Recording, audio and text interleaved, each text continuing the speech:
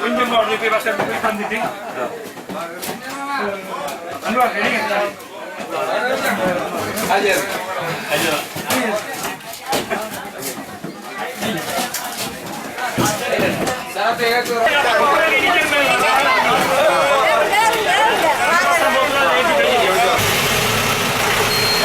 Bus இல்லாமல் நாங்கள் ஒரு பஸ் போடட்டும் நாங்களும் அதை நினைச்சு இருந்தே தான்.